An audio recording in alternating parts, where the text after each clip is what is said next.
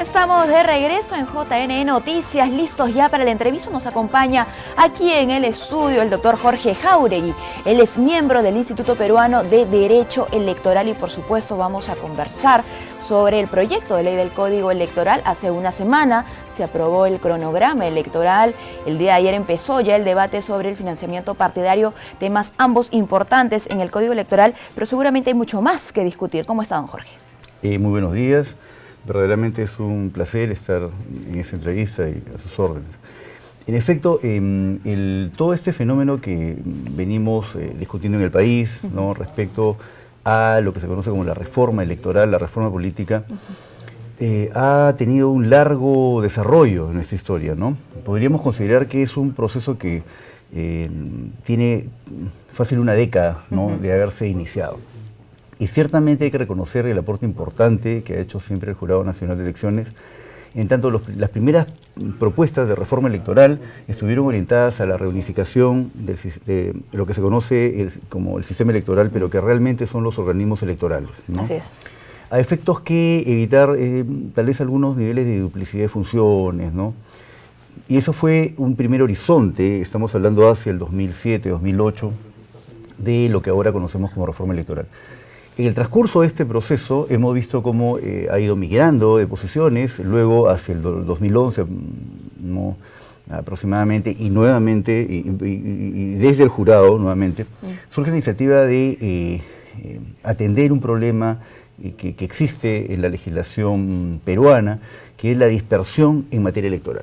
Entonces surge la iniciativa de una sistematización normativa, lo que ahora llamamos la codificación, el Código Electoral, que en efecto es una propuesta muy positiva porque atiende uno de los problemas relevantes que se puede apreciar en para el funcionamiento del sistema político peruano.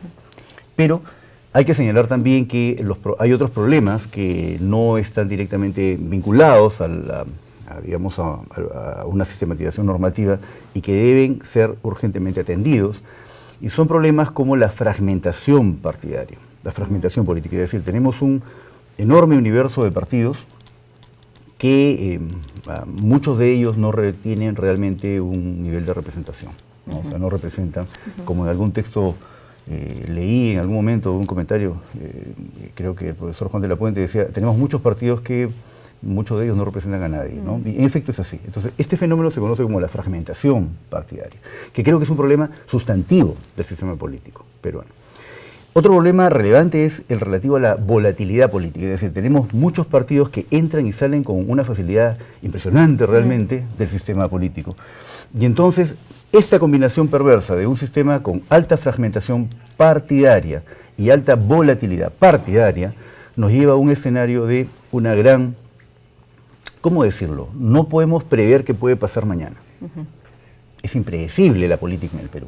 Entonces, en efecto, hay que decir que estos problemas no están atendidos directamente por la sistematización. La sistematización responde a un problema real que ciertamente es una perspectiva muy del administrador de justicia, ciertamente es una visión muy de los abogados que litigamos en estos temas, que vemos estos temas desde una perspectiva jurídica, pero desde una perspectiva institucional del sistema político. Es decir, si queremos lograr que la democracia representativa funcione como tal, es decir, tenga un sistema de representación eficiente, el conector entre la representación, o sea, los representantes elegidos, y los representados que delegan esa facultad a través del voto, son los partidos.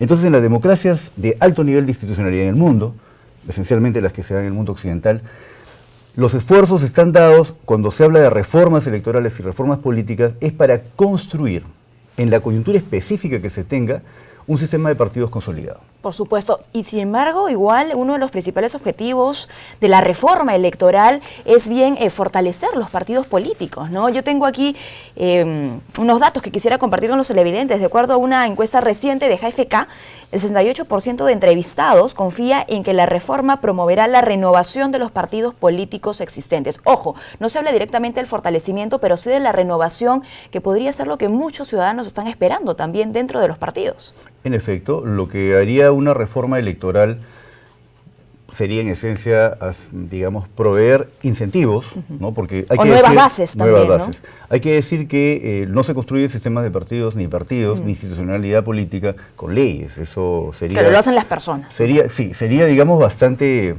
iluso proponer eso, ¿no? Pero sí es cierto que las normas, los diseños institucionales proveen incentivos. Entonces, habría que identificar qué incentivos tenemos que introducir en nuestra legislación, específicamente en el sistema electoral, para lograr esos efectos. La codificación nos va a dar, en el mejor de los casos, un sistema más ordenado en cuanto a las normas, pero lo que sucede es que la evidencia empírica ha demostrado, y en la experiencia comparada más bien, que la conformación del sistema de partidos, que es de lo que estamos hablando hace un buen momento, está más relacionada con el diseño del sistema electoral, es decir, las formas como se distribuyen escaños. Para que vea usted y un poco tener referencia, porque este debate no se ha hecho tan ampliamente, cuando en Chile se ha hablado de reforma electoral, se ha hablado de migrar de un sistema binominal a un sistema proporcional como el que ahora tienen aprobado. Evidentemente porque en Chile el sistema era bastante elitista, eso es lo que se le cuestionó, y querían un sistema de más partidos, más participativo. Entonces, por eso hicieron la migración de un sistema binominal casi mayoritario a un sistema proporcional. Entonces, ¿y en la práctica? En la práctica todavía no tenemos evidencia, no se ha producido ninguna elección con el nuevo sistema, pero sí es cierto que Chile, con el sistema binominal, ha logrado, en este tiempo que ha tenido de vigencia el sistema binominal, un sistema institucional, un sistema de partido bastante institucional, es uno de los sistemas icónicos en Latinoamérica. Otro ejemplo, en Italia cuando se habló de reforma electoral también se habló de migrar hace unos años de un sistema uninominal a un sistema proporcional y establecer ahí algunos matices de cómo es que se distribuyen los escaños dentro del sistema proporcional. Entonces, acá tenemos una situación muy particular en el Perú, porque estamos hablando de una reforma electoral que en realidad es una reforma básicamente de aspectos de procedimientos electorales, de sistematización normativa. Claro, de la norma. Me temo que todavía no hemos entrado aún en el tema de fondo, y eso que estamos ya una década hablando de cómo reformar el tema electoral, no hemos entrado en un tema de fondo respecto a qué aspectos necesitamos para construir un sistema de partidos, porque a mi modesto entender eso tiene más que ver con el diseño del sistema electoral. Claro. Previo a la estrategia viene la norma, pues, ¿no? Claro, ciertamente es un avance importante. Es un avance importante. Creo que hay una situación que es muy particular y es que el tema electoral es bastante especializado, entonces digamos que no es tan sencillo generar una corriente de opinión respecto a algo, ¿no? Y por ello que deben generarse estos espacios, ¿no?, de discusión, de compartir información. Ahora que menciona a Chile e Italia, a mí me gustaría preguntarle por la experiencia que tuvo usted como asesor en la misión de observación electoral de la Unión Europea. Ellos estuvieron aquí en enero del 2016, me contaba, hasta junio, 6 meses de bastante trabajo. ¿Cuáles fueron los aportes que dejaron, o el análisis en todo caso que se hizo, ¿no?, de los procedimientos del sistema electoral en el Perú? Ve usted, la misión de observación electoral de la Unión Europea en el Perú fue la única misión de largo plazo que se desarrolló, porque la mayoría de misiones llegaron al Perú básicamente para presenciar el acto de sufragio propiamente, ¿no? Sin embargo, el trabajo que hizo la Unión Europea fue un trabajo de largo aliento de poder ver cómo se decantaron, desarrollaron los diferentes actos del proceso electoral. Y una de las recomendaciones más importantes que causó, digamos, que evidentemente causó preocupación a la misión de observación electoral y por lo cual emitió una recomendación, fue en el sentido de establecer una gradualidad respecto a la sanción por infracciones de lo que se denomina coloquialmente dádivas, entrega de dádivas o regalos.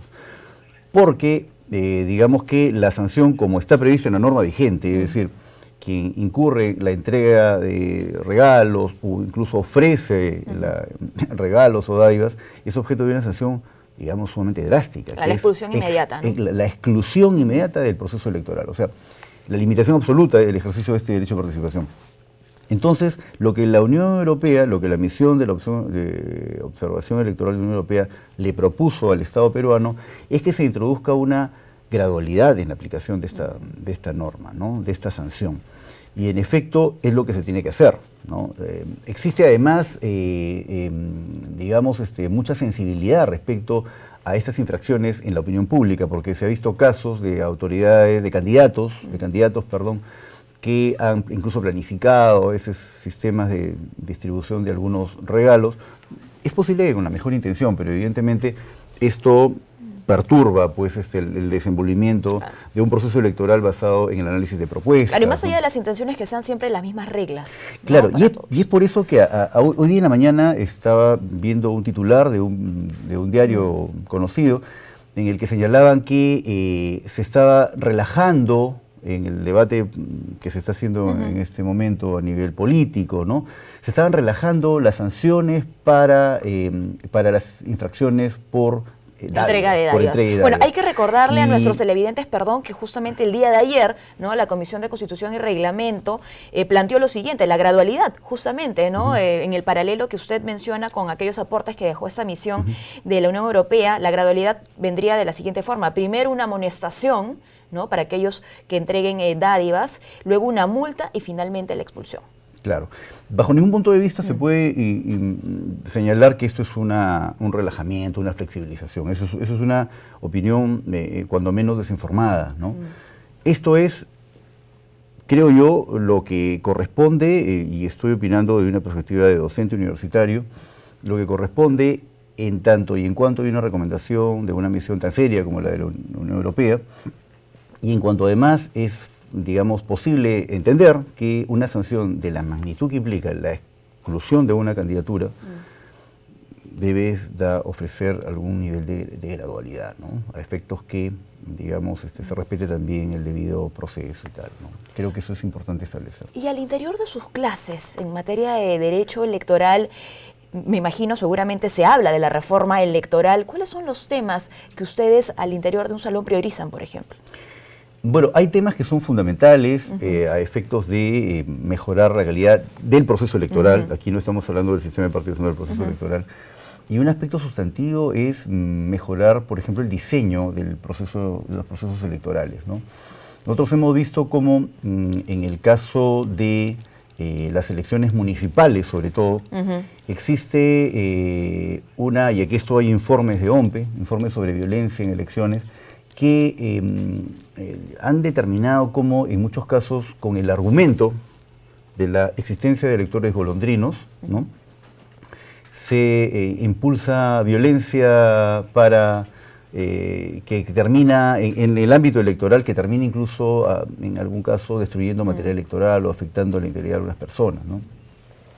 Esto es un argumento sostenible porque hay muy poca evidencia empírica, muy poca, ¿no?, de que realmente haya habido cambios domiciliarios con la voluntad de alterar resultados, ¿no? En la gran cantidad de casos, cuando se invoca este concepto de los supuestos electores golondrinos, se invoca esto, valga la redundancia, este argumento, con la finalidad de truncar una elección. Es decir, si yo soy un candidato que probablemente veo que no voy a tener éxito electoral, pues invoco el tema, genero violencia y probablemente puedo anular alguna votación en alguna mesa, ¿no?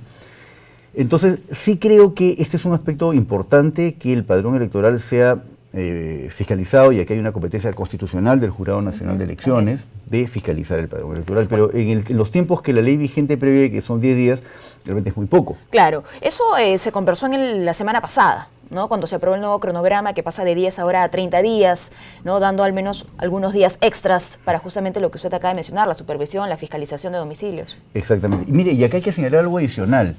Y creo en un certamen que se hizo aquí en el Jurado Nacional de Elecciones, que es el organismo electoral, digamos, el mayor referente en materia electoral que hay en el país, se hizo un certamen, recuerdo, hace varios años, y se explicaba que efectivamente el elector peruano, que tiene la condición de migrante, bueno, muchos electores tenemos esa condición de migrantes en el Perú, usualmente no cambiamos el domicilio, o no cambiábamos el domicilio, es obligatorio cambiarlo porque hay un mandato legal de hacerlo, cuando uno hace el cambio en términos efectivos.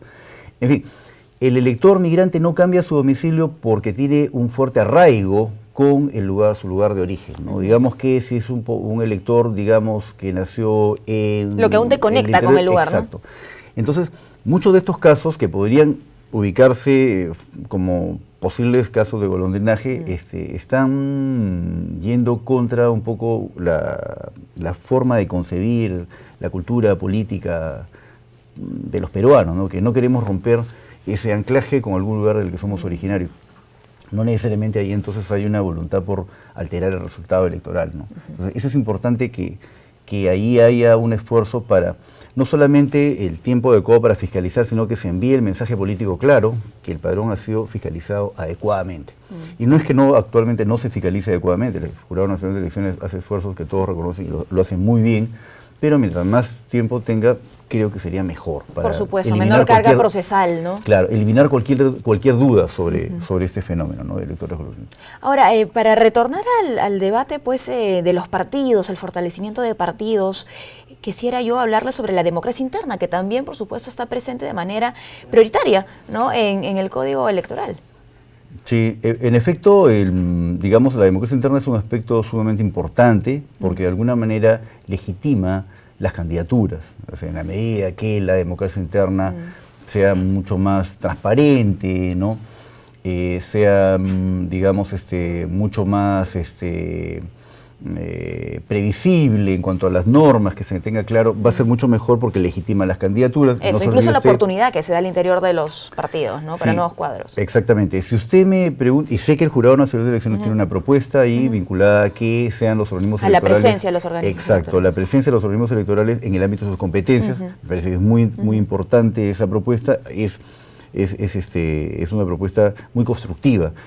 Sin embargo, también creo, y esa es una opinión muy particular, muy personal, creo que los partidos deben tener algún espacio también de autonomía, es decir, tener órganos electorales internos, ¿no?, que sean los que finalmente ejecuten la elección, ¿no? Dado esto a que la naturaleza más íntima de los partidos es la de ser organizaciones privadas, ¿no?, creo que es importante que tengan ahí también un espacio de autonomía, ¿no? Eso me parece algo que también debe acogerse, ¿no? Muy bien, ya finalmente para terminar, lo dije al inicio de la entrevista, estamos pues a algunos días nada más del cierre de la segunda legislatura y muchos hablan sobre el establecimiento también de una agenda en concreto a partir de agosto, ¿no?, para que el tema no se enfríe, para que la discusión y el debate sigan. ¿Cuál cree usted que deberían ser las prioridades, ¿no?, de discusión? Yo estimo que los temas vinculados al financiamiento político, el financiamiento de la política son temas claves, y dado que tenemos un proceso de elección en ciernes hacia el 2018, corresponde hacer un esfuerzo en ese sentido, ¿no? Creo que hacia el horizonte de las próximas elecciones generales todavía hay varios años que van a permitir un debate mucho más amplio en torno... Agudo, en torno a qué problemas queremos solucionar y qué medidas tenemos que aportar para dar esa solución.